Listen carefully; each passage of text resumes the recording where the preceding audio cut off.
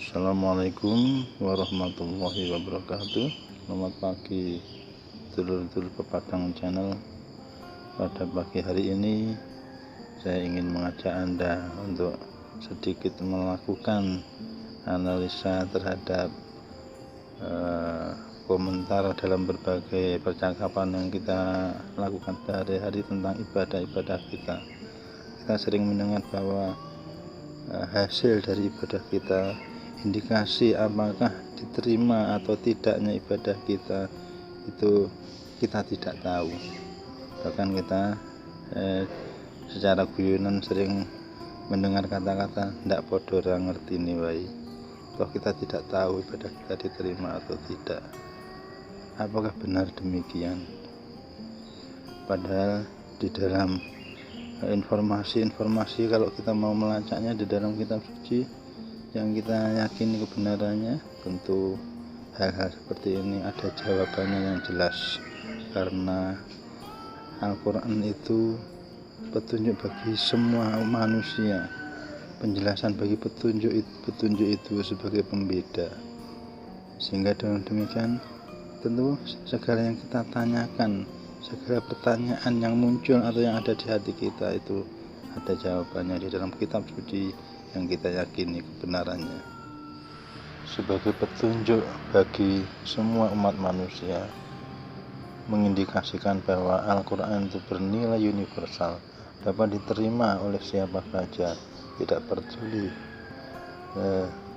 apa keyakinannya, bernilai universal, dapat diterima oleh siapapun nilai-nilai kebenaran tersebut. Tentu Anda sudah mendengar informasi yang menyatakan bahwa di dalam ibadah sholat itu ada orang-orang yang merugi dalam melakukan ibadahnya karena lalai. Artinya, seperti yang saya katakan dalam tema sebelumnya, bahwa harus ada sinergisitas antara lahir dan batin, jiwa dan raga, jasmani dan rohani. Ketika raga Anda, jasmani Anda melakukan ibadah sholat, maka otak Anda harus secara sadar mengajak diri Anda untuk mengagungkan Allah, dan hati Anda harus secara sadar ikhlas berzikir kepadanya. Dengan demikian Anda melakukan ibadah itu secara utuh, lahir dan batin. Dan pada informasi yang lain dikatakan bahwa sholat itu menjaga dari perbuatan keji dan mungkar. Ini adalah indikasi keberhasilan sholat, bahwa kalau sholat Anda berhasil, pasti Anda terjauh dari perbuatan keji dan mungkar.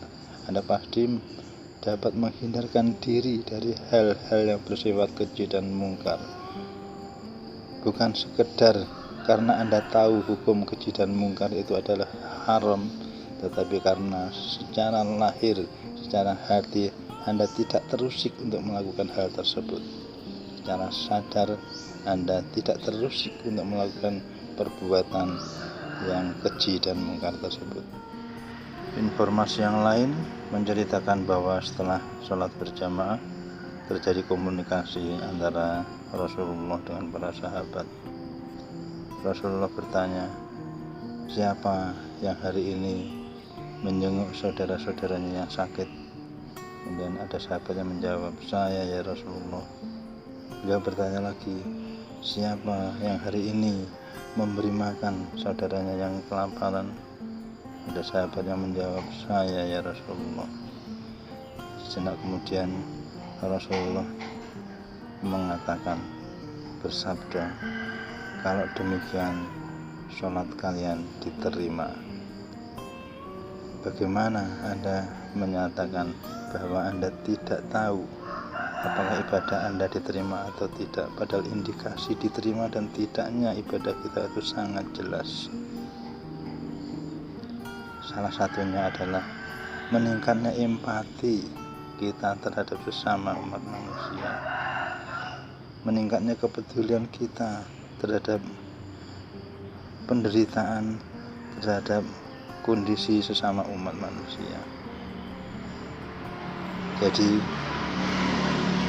indikasi berhasil atau tidaknya ibadah kita itu tentu saja sangat tampak pada peningkatan kualitas jiwa kita, pada perubahan aktivitas kita sehari-hari, perubahan pada cara pandang kita untuk senantiasa kemudian terhubung kepada zat yang maha agung itu, sehingga kita benar-benar tercegah dari perbuatan yang keji dan mungkar, bukan karena kita hanya tahu hukum-hukumnya yang mengharamkan kita untuk mendekati perbuatan keji dan mungkar itu, tapi karena secara hati, secara kesadaran kita tidak terusik untuk melakukan perbuatan-perbuatan yang keji dan mungkar itu. Dengan demikian sesungguhnya indikasi berhasil atau tidaknya ibadah-ibadah yang kita kerjakan sudah dijelaskan di dalam kitab suci dan contoh-contoh yang diberikan oleh Nabi. Terima kasih atas perhatian Anda. Billahi taufiq wal hidayah.